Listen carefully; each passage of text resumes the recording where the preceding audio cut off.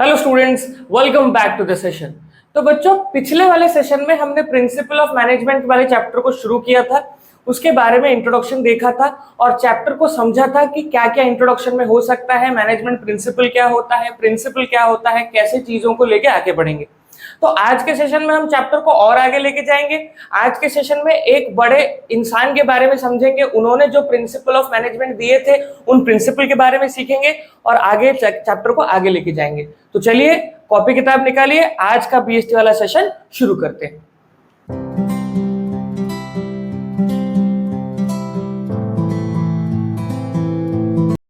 तो बच्चों, आज हम बात करने वाले हैं हेनरी फयोल की। हेनरी फयोल ने प्रिंसिपल ऑफ मैनेजमेंट में 14 ऐसे प्रिंसिपल्स दिए थे जिन प्रिंसिपल्स को लेके हम काम करते हैं, जिस प्रिंसिपल को लेके मैनेजर मैनेजमेंट का काम देखता है। तो आज उन प्रिंसिपल्स के बारे में समझते हैं इस सेशन में। और इससे पहले कि हम उन प्रिंसिपल के बारे में समझें, उन प्रिंसिपल्स के बारे में डिस्कशन करें, पहले हम ये जानते हैं कि हेनरी फयोल कौन है और क्यों उनके 14 प्रिंसिपल को हम देखेंगे, क्यों उनके 14 प्रिंसिपल्स को समझेंगे। तो पहले हम एक बैकग्राउंड देखते हैं कि हेनरी फयोल कहां से आते हैं, क्या काम करते थे, और उसके साथ ही हमको समझ में आएगा कि हेनरी फयोल के प्रिंसिपल्स के साथ हम और भी अटैच हो सकते हैं। तो बच्चों, हेनरी फयोल का जन्म टर्की में 1841 को हुआ था। साल 1841 में वो टर्की में पैदा हुए थे। पैदा होने के साथ साथ उन्होंने माइनिंग इंजीनियरिंग में अपना डिग्री, जो भी उनका जो माइनिंग इंजीनियरिंग में उन्होंने अपना डिग्री का कोर्स कंप्लीट किया था।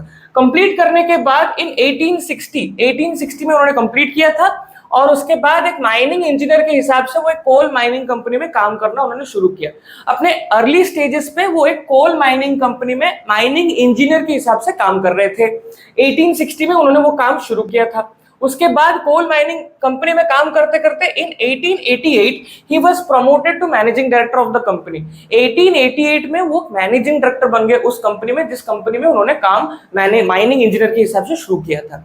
अब मैनेजिंग डायरेक्टर जब वो बने, at the time the company was in the situation of insolvency के सिचुएशन पे था, वो कंपनी डूबने के कगार पे था। वो कंपनी जब मैनेजिंग डायरेक्टर बने हेनरी फयोल उस कंपनी के, तब कंपनी बिल्कुल डूबने की हालत में थी। तो इस सिचुएशन में, जिस सिचुएशन में हेनरी फयोल मैनेजिंग डायरेक्टर बने, उस सिचुएशन में उस डूबते हुए कंपनी को कैसे उन्होंने ऊपर किया, कैसे कौन से मैनेजमेंट टेक्निक्स का यूज किया, कौन से ऐसे टेक्निक्स उन्होंने अप्लाई किए अपने ऑर्गेनाइजेशन में, अपनी कंपनी में, जिससे कि उनका कंपनी ग्रो किया, उनका कंपनी ज्यादा डेवलप हुआ, उस पर्टिकुलर चीजों को उन्होंने 14 प्रिंसिपल में बांटे थे। तो इसीलिए he accepted the challenge, उन्होंने चैलेंज को एक्सेप्ट किया, अप्लाइड हिज मैनेजरियल टेक्निक, उनके जो मैनेजरियल टेक्निक 14 मैनेजरियल टेक्निक जो हम सीखेंगे उन्होंने उसको अप्लाई किया। अप्लाई करने के बाद उन्होंने एक इंसॉल्वेंसी के सिचुएशन को लेके निकाल के कंपनी को सक्सीड किया और 30 साल बाद जब वो रिटायर हुए, तब वो कंपनी वो जो कोल एंड स्टील कंपनी थी, वो coal and steel company largest company बन गई उस टर्की के देश में। तो हमको इससे क्या सीखने को मिलता है? हमको इससे ये सीखने को मिलता है कि कंसिस्टेंसी एंड परसिवरेंस का बच्चों कोई भी ऑल्टरनेटिव नहीं होता, कोई भी शॉर्टकट नहीं होता। अगर हेनरी फयोल ने उस चैलेंज को एक्सेप्ट नहीं किया होता और उन्होंने नौकरी छोड़ दी होती, तो ये कंपनी इतना ऊपर नहीं जा पाती। तो एक कंपनी को ऊपर लेने के लिए उन्होंने 14 अलग अलग प्रिंसिपल्स का यूज किया, मैनेजमेंट प्रिंसिपल्स का यूज किया, जिनको हम एक एक करके समझते हैं। तो आइए बोर्ड को साफ करते हैं और कुछ प्रिंसिपल के साथ सेशन को आगे बढ़ाते हैं। तो बच्चों, आइए समझते हैं पहले 3 प्रिंसिपल क्या क्या हेनरी फयोल के प्रिंसिपल ऑफ मैनेजमेंट में आते हैं। पहला प्रिंसिपल बच्चों, डिवीजन ऑफ वर्क। देखो बच्चों, समझने की कोशिश करो, डिवीजन ऑफ वर्क का मतलब क्या होता है? मतलब ये होता है कि एक बड़े से काम को छोटे छोटे टुकड़ों में बांट दो और असाइन कर दो अलग अलग लोगों को। एक एग्जांपल देके समझाता हूं, आप लोग समझ जाओगे। इमेजिन करो आप एक क्रिकेट टीम का पार्ट हो। अब क्रिकेट टीम में बॉलर्स भी होते हैं, बैट्समैन भी होते हैं। अब अगर बॉलर का काम बैट्समैन पे भी आ जाएगा या फिर बैट्समैन का काम बॉलर पे आ जाएगा, तो क्या टीम अच्छे से फंक्शन करेगी? बिल्कुल टीम अच्छे से फंक्शन नहीं करेगी। इसीलिए 11 लोगों की टीम बनती है। 11 लोगों की टीम में कुछ बॉलर्स होते हैं, कुछ बैट्समैन होते हैं। तो इसी चीज का फायदा है, इसी चीज को ही समझना है हमको, क्या कि एक टीम बनानी है हमको, जिस टीम में कि एक बड़े से ऑर्गेनाइजेशन गोल को छोटे छोटे स्मॉलर टास्क में असाइन करना है, छोटे छोटे टास्क को छोटे छोटे लोगों को देना है, अलग अलग लोगों के बीच में उस बड़े से टास्क को छोटे छोटे टुकड़ों में बांट के अलग अलग लोगों के बीच में स्प्रेड कर देना है, जिससे कि अलग अलग लोग अपने अपने स्पेशलिटी के हिसाब से उस काम को कंप्लीट करेंगे और काम को जितना जल्दी कंप्लीट करेंगे उतना जल्दी ऑर्गेनाइजेशन का गोल अचीव होगा। उसी चीज को इधर देखते हैं क्या लिखा है डेफिनेशन में। उसे बोला है according to this principle the whole work must be divided into smaller task. जो मैंने अभी बोला, एक बड़े से काम को, एक बड़े से ऑर्गेनाइजेशन के ऑब्जेक्टिव को छोटे छोटे स्मॉलर यूनिट ऑफ वर्क में तोड़ दो। ये पहला काम करो। दूसरा काम क्या होगा, instead of assigning the whole work to one person, एक पूरा का पूरा टीम अगर एक इंसान चलाएगा, पूरा बॉलिंग भी वही करेगा, बैटिंग भी वही करेगा, अगर वो सारा काम अकेले ही करेगा तो क्या वो डेवलप हो पाएगा? क्या वो टीम काम करेगा? क्या वो अचीव हो पाएगा? नहीं हो पाएगा। तो इसीलिए हमको बड़े से काम को छोटे छोटे टुकड़ों में बांटना है और छोटे छोटे टुकड़ों में बांटने के बाद जिस इंसान का उस फील्ड में, जिस फील्ड में स्पेशलाइजेशन है, उस फील्ड में उस काम को, उस इंसान को स्पेशलाइज करके असाइन करना है, जिससे कि काम जल्दी हो जाए, ऑर्गेनाइजेशन का गोल अचीव हो जाए और इफेक्टिवली एंड एफिशिएंटली हमारा आउटपुट भी बढ़े। दूसरे पॉइंट पे आते हैं। दूसरा प्रिंसिपल बोलता है बच्चों ऑथोरिटी एंड रेस्पॉन्सिबिलिटी।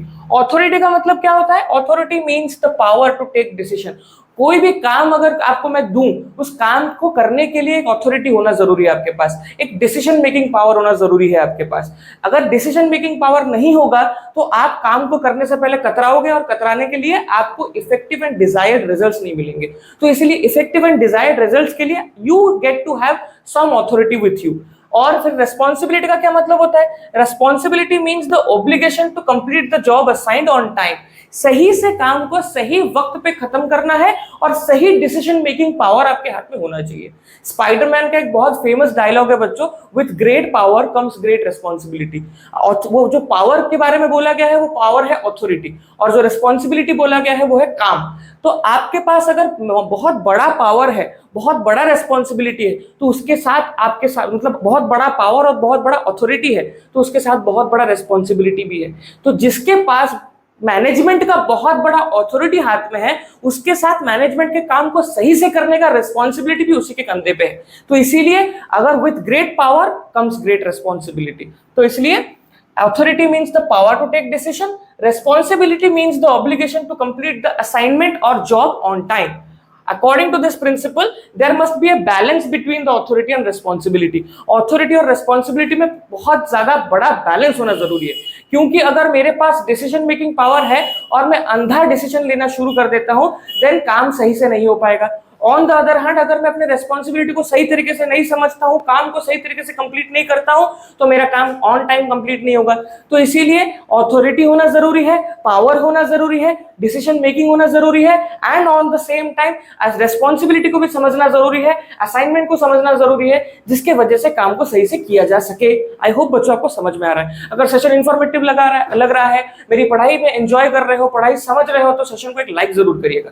तीसरे पॉइंट में आते हैं। तीसरा पॉइंट बोलता है डिसिप्लिन। डिसिप्लिन मतलब कोड एंड कंडक्ट। ये तो आपके स्टूडेंट वाले करियर में आपने ये मतलब वर्ड बहुत बार सुना होगा।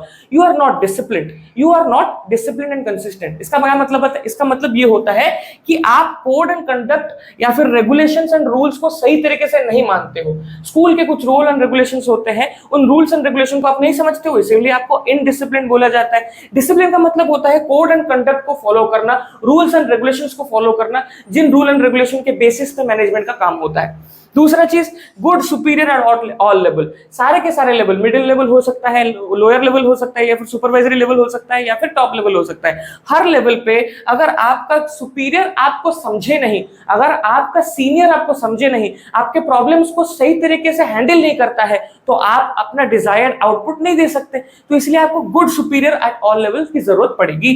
तीसरा, clean and fair agreement between the subordinate and the superior. Superior के बीच में और जूनियर के बीच में या फिर सबऑर्डिनेट के बीच में एक कंप्लीट बैलेंस होना चाहिए, एक कंप्लीट ब्रिज होना चाहिए, जिसके वजह से आप जो बोल रहे हो आपका सुपीरियर समझ रहा है, आप जो बोलना चाहते हो वो सुपीरियर समझ जा रहा है, सुपीरियर का जो चाहिए, सुपीरियर का जो डिजायर्ड आउटपुट है, जो डिजायर्ड काम है, वो भी आप समझ पा रहे हो। तो एक क्लीन बैलेंस मेंटेन होता है सुपीरियर के बीच में एंड सबऑर्डिनेट के बीच में या फिर जूनियर के बीच में। अगर क्लीन बैलेंस होता है, क्लीन ब्रिज बनता है, तो मामला इजीली सॉल्व हो जाएगा, प्रॉब्लम्स इजीली सॉल्व हो जाएंगे और डिजायर्ड आउटपुट बहुत जल्दी निकल के आएगा। तीसरा, सॉरी चौथा पॉइंट, मीटिंग कमिटमेंट्स। ठीक टाइम पे कमिटमेंट को मीट करना जरूरी है। अगर मैं ठीक टाइम पे कोर्स कंप्लीट नहीं करूंगा तो आपका एग्जाम से पहले कोर्स कंप्लीट नहीं हो पाएगा, रिवीजन नहीं हो पाएगा। इसीलिए मुझे अपने कमिटमेंट को पूरा करना पड़ेगा। वीडियोस रेगुलरली आपके लिए लेके आने पड़ेंगे। अगर मैं आपको मैंने कमिट किया है कि मैं क्लास 12 के पूरे कोर्सेज को यूट्यूब पे फ्री ऑफ कॉस्ट आपको प्रोवाइड करूंगा, अगर मैंने वो कमिटमेंट तो कर दिया, वो रिस्पॉन्सिबिलिटी अपने कंधे पे ले लिया, लेकिन अगर ठीक टाइम पे कंप्लीट नहीं कर पाऊंगा तो उसका क्या फायदा होगा? आपके एग्जाम के एक दिन पहले मैंने पूरा कोर्स कंप्लीट किया यूट्यूब पे, कुछ फायदा होगा उसका? नहीं। जितना जल्दी कोर्स कंप्लीट करूंगा, जितना जल्दी मैं अपने कमिटमेंट को पूरा करूंगा, उतना जल्दी ऑर्गेनाइजेशन का गोल अचीव होगा। आई होप बच्चों आपको समझ में आया। ये थे पहले 3 principal of management by Henry Fayol. आगे चलते हैं, बोर्ड को साफ करते हैं, थोड़ा सा और मैनेजमेंट के प्रिंसिपल्स को समझते हैं क्या है, और सेशन को आगे लेके चलते हैं। चलिए बच्चों, बोर्ड साफ हो चुका है, नए प्रिंसिपल बोर्ड पे आ चुके हैं, तो नए प्रिंसिपल को समझते हैं। चौथा प्रिंसिपल है unity of command. Unity of command का क्या मतलब होता है? यूनिटी ऑफ कमांड मतलब according to this principle the employee should receive order from one boss superior and should be accountable to one superior only. इसका क्या मतलब होता है? इसका मतलब ये होता है कि एक जूनियर सिर्फ एक सीनियर को आंसर करेगा। क्यों? क्योंकि एक कमांड पूरा होगा। एक कमांड, एक चेन ऑफ कमांड आता है, उस चेन ऑफ कमांड को पूरा करना जरूरी है। एक बॉस एक सुपीरियर उसके जूनियर को बोलेगा, उसके जूनियर उसके सबऑर्डिनेट को बोलेगा, उसके सबऑर्डिनेट उसके सबऑर्डिनेट को बोलेगा, जिससे कि एक चेन ऑफ कमांड आएगा, एक यूनिटी ऑफ कमांड आएगा, जिससे कि ये पता चलेगा कि काम किस तरीके से हो रहा है, काम को किस तरीके से किया जा रहा है। अगर एक जूनियर को हजारों सीनियर को आंसर करना पड़े तो उसको काम करने का समय ही कब मिलेगा? जब वो अपना जितने भी सारे के सारे गोल्स सारे के सारे गोल्स को अचीव करेगा। तो इसीलिए एक जूनियर के लिए एक टीम लीडर होगा, एक एम्प्लॉय के लिए एक टीम लीडर होगा, जो टीम लीडर को वो आंसर करेगा, अकाउंटेबल होगा उसके काम के लिए। तो इसीलिए according to this principle the employee should receive orders from one boss superior and should be accountable to one superior only, because if he is receiving orders from more than one boss then he will get confused and will not be able to understand whose order to be executed first। अब मेरे पास अगर एक से ज्यादा superiors है, एक से ज्यादा लोग हैं जो मुझे क्वेश्चंस कर रहे हैं, जो मुझे काम दे रहे हैं, तो अगर एक से ज्यादा सुपीरियर को मैं आंसर करना शुरू करूंगा तो मुझे खुद को समझ में नहीं आएगा कि मैं कौन से सुपीरियर का काम सही से करूं। अब एक एग्जांपल देके मैं आपको समझाता हूं, एग्जांपल सब समझ जाओगे। एग्जांपल लो, आप स्कूल में जाते हो, आपको इंग्लिश टीचर ने होमवर्क दिया है, अकाउंट्स टीचर ने होमवर्क दिया है, बीएसटी वाले टीचर ने होमवर्क दिया है, इकोनॉमिक्स के टीचर ने होमवर्क दिया है। इतने सारे होमवर्क आपके साथ, आप एक साथ होमवर्क लेके जा रहे हो। सारे के सारे टीचर ने एक ही दिन होमवर्क मांग लिया है, मतलब आज होमवर्क दिया, सबने बोला मुझे कल होमवर्क चाहिए। तो आप खुद कंफ्यूज हो जाओगे कि मुझे पहले किसका करना है, दूसरे किसका करना है, तीसरा किसका करना है, चौथा किसका करना है। तो इसीलिए अगर डेट अलग अलग हो जाता है कि इंग्लिश वाले कल लेंगे, अकाउंट्स वाले 2 दिन बाद लेंगे, बीएसटी वाले 3 दिन बाद लेंगे, या फिर आपका क्लास टीचर एक टोटल सीनियर बनता है, क्लास टीचर आपके जो होते हैं वो एक टोटल सीनियर बनते हैं और आपको बोलते हैं कि कौन से डेट में कौन से होमवर्क आपको कंप्लीट करना है, तो आपके लिए इजी हो जाएगा। वैसे ही अगर एक जूनियर एक ही सीनियर को आंसर करेगा और अकाउंटेबल होगा तो इसलिए सुपीरियर के लिए भी इजी हो जाएगा, and on the other side subordinate और जूनियर के लिए भी इजी हो जाएगा कि वो काम को कितना जल्दी करे, किस काम को पहले करे, किस काम को बाद में करे। So this was unity of command. पांचवा पॉइंट, पांचवा प्रिंसिपल। बच्चों अगर सेशन अच्छा लग रहा है तो लाइक जरूर करिएगा सेशन को, क्योंकि अगर आप सेशन को लाइक करोगे और अच्छे कमेंट्स डालोगे तो YouTube को पता चलेगा कि आपको हमारी पढ़ाई अच्छी लग रही है, और YouTube और भी बच्चों के साथ हमारे पढ़ाई को शेयर करेगा। चलिए पांचवा प्रिंसिपल देखते हैं, unity of direction. According to this principle, one unit means one plan. This is the efforts of all the members and employees of the organization must be directed to one direction, that is the achievement of common goal। क्या समझ में आया इससे हमको? इससे हमको ये समझ में आता है बच्चों कि अगर अपना पर्सनल गोल, अपना पर्सनल एजेंडा मैं ऑर्गेनाइजेशन में लाना शुरू कर दूंगा तो ऑर्गेनाइजेशन का जो भी टॉप लेवल मैनेजमेंट है वो एक अलग लेवल पे काम करना शुरू करेगा। सबका एक ऑर्गेनाइजेशन को लेके अलग नजरिया होगा। एक टॉप लेवल मैनेजर बोलेगा इस तरीके से हम इस डायरेक्शन में लेके जाएंगे ऑर्गेनाइजेशन को, एक और टॉप लेवल मैनेजमेंट वाला बोलेगा कि नहीं इस तरीके से लेके जाएंगे, नहीं इस तरीके से लेके जाएंगे। तो ऑर्गेनाइजेशन अलग लेवल पे अलग काम को सही तरीके से कर नहीं पाएगा। तो इसीलिए सारे के सारे मैनेजमेंट के टीम को एक ही डायरेक्शन, एक ही गोल, एक ही एजेंडे को फोकस करना है, जिससे कि मैनेजमेंट इजी हो जाएगा, मैनेजमेंट का काम इजी हो जाएगा, और प्रिंसिपल जो मैनेजमेंट को समझाते हैं, समझते हैं, उन प्रिंसिपल के हिसाब से मैनेजमेंट एक ही डायरेक्शन में भागेगा। आई होप बच्चों आपको समझ में आ रहा है। सिक्स्थ प्रिंसिपल होता है subordination of individual interest to general interest. मतलब ये कि यहाँ पे जहां पे ऑर्गेनाइजेशन में मैनेजमेंट का काम हो रहा है वहां पे इंडिविजुअल इंटरेस्ट का कोई रोल नहीं है, वहां पे पर्सनल ऑब्जेक्टिव का कोई सवाल ही पैदा नहीं होता, वहां पे ऑर्गेनाइजेशन का ऑब्जेक्टिव पहले आएगा। मतलब ये कि इंडिविजुअल इंटरेस्ट बिल्कुल नहीं देखा जाएगा, जनरल इंटरेस्ट देखा जाएगा। बच्चों अब इस जनरल इंटरेस्ट का मतलब होता है ऑर्गेनाइजेशन का इंटरेस्ट। किसका इंटरेस्ट? ऑर्गेनाइजेशन का इंटरेस्ट।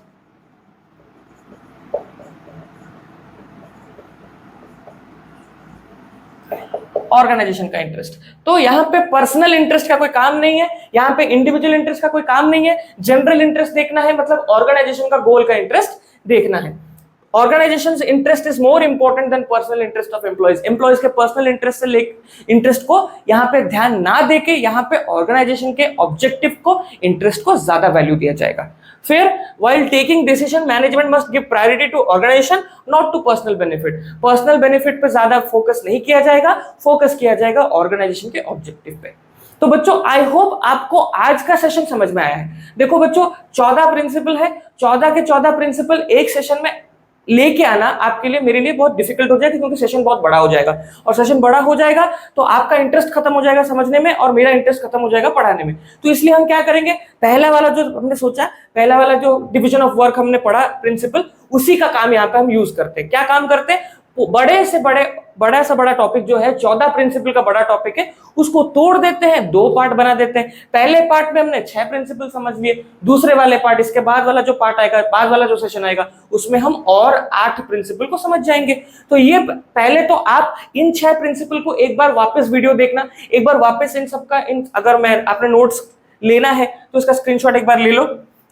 आई होप आपने सारा का सारा स्क्रीनशॉट भी लिया होगा, अगर नहीं लिया है तो वीडियो पीछे लेके स्क्रीनशॉट भी लेना जरूर, क्योंकि ये सारे के सारे टॉपिक आपके, ये सारे के सारे नोट्स आपके कॉपी में रहना जरूरी है। तो पहले तो आप इन 6 प्रिंसिपल को एक साथ याद करना शुरू कर दो। मतलब याद मतलब रटना नहीं है, समझना है। अगर एक बार फंडामेंटली कॉन्सेप्ट को समझ जाओगे तो क्वेश्चन करने में कोई डिफिकल्टी नहीं होगी। तो ये 6 टॉपिक्स, ये 6 प्रिंसिपल आपको नेक्स्ट सेशन तक आपके दिमाग में बैठ जाने चाहिए। और आप अगर एनसीईआरटी फॉलो करते हो और या फिर कोई और रेफरेंस फॉलो करते हो तो उसमें भी इन टॉपिक्स को एक बार पढ़ लेना और इन टॉपिक्स के रिलेटेड जो भी क्वेश्चन है एक बार सॉल्व करने का कोशिश करना। अगर मैं आपको जो पढ़ा रहा हूँ आपको अच्छा लग रहा है और आपको पीडीएफ में नोट्स चाहिए तो आप मुझे इस नंबर पे व्हाट्सएप करिए। मैं आपको इस नंबर पे सारे के सारे चैप्टर्स क्लास 11th और क्लास 12th के सारे टॉपिक्स, सारे के सारे सब्जेक्ट्स का सारा नोट्स प्रोवाइड कर दूंगा पीडीएफ फॉर्मेट में, अगर आप मुझे इस नंबर पे व्हाट्सएप करते हो। और अगर आप मुझे इंस्टाग्राम पे फॉलो करना चाहते हो तो स्वयं मिशन ऑफिशियल पे इंस्टाग्राम पे आप मुझे फॉलो कर सकते हो, जहां पे मैं 1 मिनट सेशन अपलोड करता रहता हूं। अगर आपको छोटे छोटे पार्ट्स में छोटे छोटे डिस्कशंस को समझ के टोटल सेशन को समझना है तो वो आप मुझे इंस्टाग्राम पे फॉलो करो, वहां पे मैं आपको 1 मिनट सेशन के हिसाब से समझा सकता हूं। और अगर आपको पूरा कॉन्सेप्ट समझना है तो यूट्यूब तो है ही आपके लिए। और हाँ, मेरे यूट्यूब से याद आया, मेरे यूट्यूब चैनल स्वयं मिश्रा को भी सब्सक्राइब करिए, वीडियोस को लाइक करिए, कमेंट भी करिए, कुछ अच्छा बोलिए कुछ बुरा बोलिए, लेकिन बोलिए। अगर अच्छा है तो मैं खुश हो जाऊंगा और अगर बुरा है तो मैं उसको अगले सेशन में ठीक करने की कोशिश करूंगा। तो चलिए बच्चों, अगले सेशन में मिलते हैं, तब तक के लिए आप अपना केयर लीजिएगा, होमवर्क कंप्लीट करिएगा, 6 के 6 प्रिंसिपल याद होने चाहिए। जब तक आप होमवर्क कंप्लीट करेंगे तब तक एक नया सेशन आ चुका होगा। टेक केयर बच्चों, अगले सेशन में मिलते हैं।